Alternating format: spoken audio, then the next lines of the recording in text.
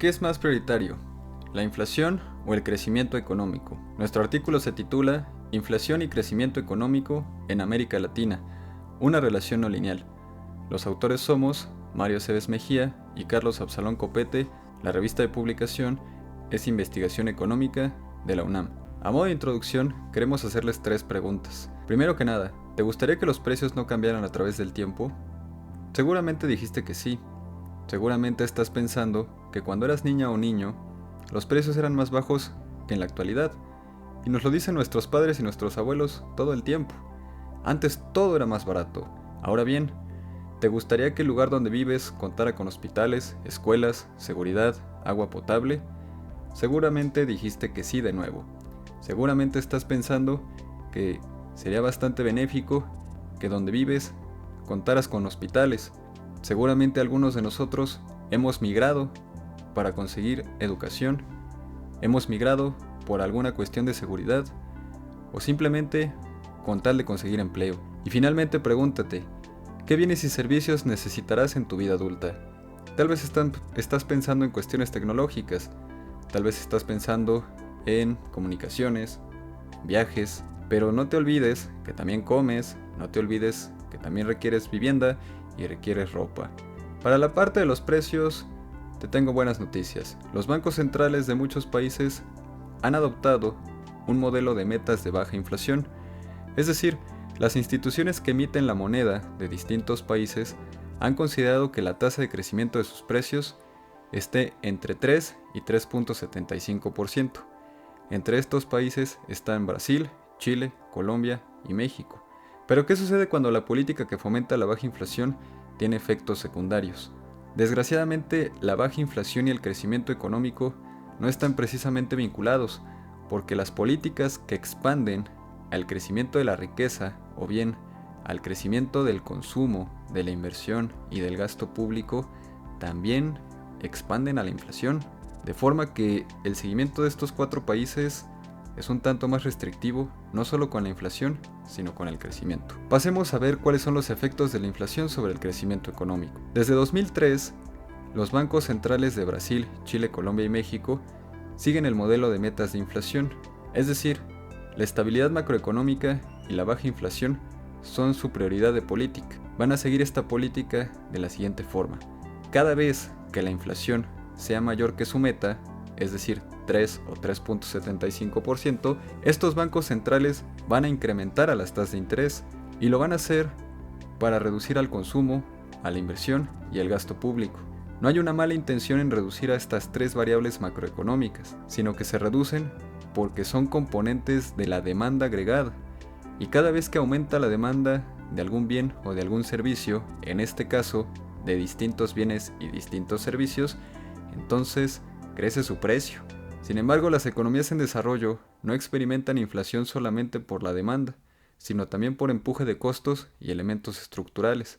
Es decir, cuando los costos operativos y administrativos de algunas empresas suben, estas trasladan esos costos hacia sus consumidores finales con los precios. E igualmente, en algunos sectores productivos es tan reducida la oferta que se produce una escasez de manera simulada.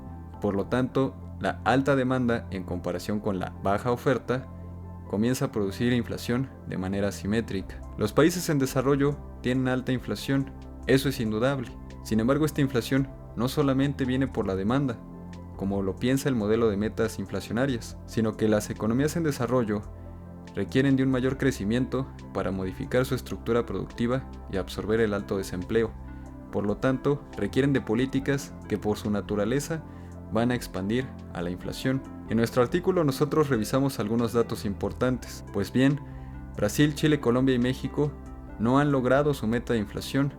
Los promedios de su inflación son superiores a sus metas. Brasil tiene una inflación promedio de 6%, mientras que Chile, Colombia y México es superior al 3%, el cual es su meta. Chile se acerca a su meta inflacionaria, tiene una efectividad del 73%. Sin embargo, es un tanto reducida en comparación con los países desarrollados, cuya efectividad es superior al 80%.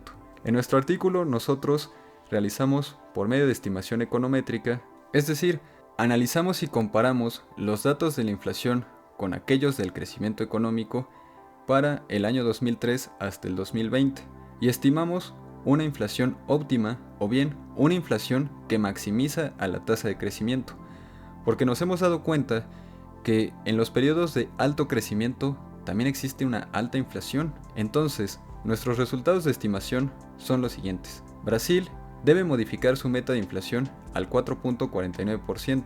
Recuerda que era de 3.75 la actual. Mientras que Chile, Colombia y México, que tienen una meta del 3%, deberían modificar sus tasas de inflación a las siguientes metas. Chile a 4.37%, Colombia hasta 5.29% y México a 4.58%. Tal cual estamos mencionando que la política monetaria de estos 4 países es demasiado estricta. A saber, también realizamos predicciones de su crecimiento económico.